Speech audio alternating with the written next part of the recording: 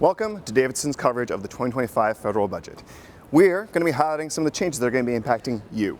As you may have seen in the news, the federal deficit is expected to be about $78 billion this year, although it's going to be going down to $57 billion by 2030.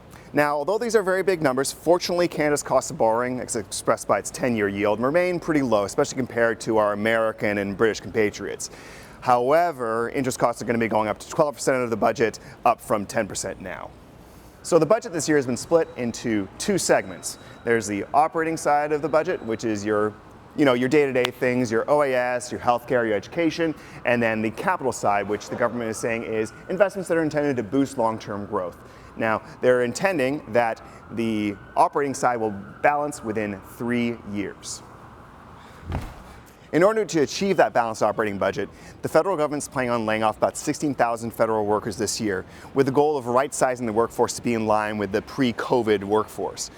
Now, in addition, they're also going to be implementing a cost efficiency review in order to try to find another 15% of savings across the board.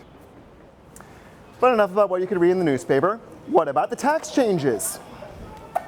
Under the banner of the Productivity Superdeduction, the government announced a number of initiatives to help reduce the cost of investing here in Canada.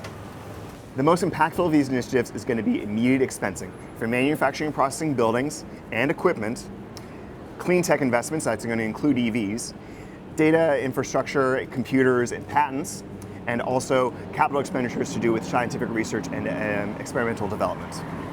They've also announced a number of enhancements to the SHRED program, including upping the annual expenditure limit to $6 million. That's for the 35% credit, meaning you can get $2.1 million back on that $6 million spend.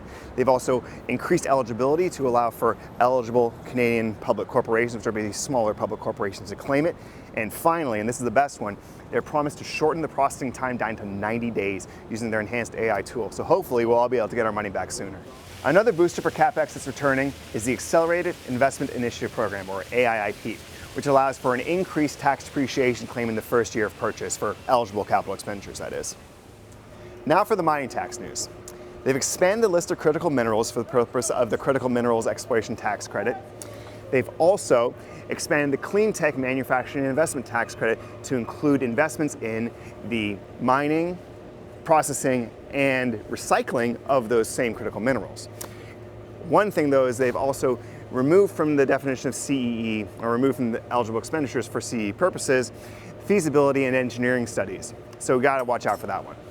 For individuals, the government has confirmed that they will be increasing the lifetime capital gains exemption to $1.25 million for the sale of qualified small business corporation shares.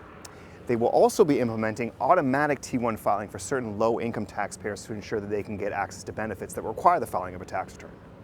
On the corporate side, we have a couple of pretty technical changes that were announced with the budget.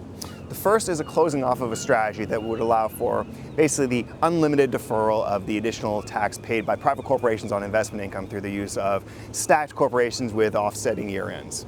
The second is a change to the transfer pricing program, namely that they were modernizing it. One big part of this, though, is that when CRA asks to see your contemporaneous documents, they're only going to be allowing 30 days now as opposed to 90 days. So for companies with a lot of non-arm's length foreign transactions, it might behoove them to get that contemporaneous documentation now so they don't have to be in a panic in case of an audit.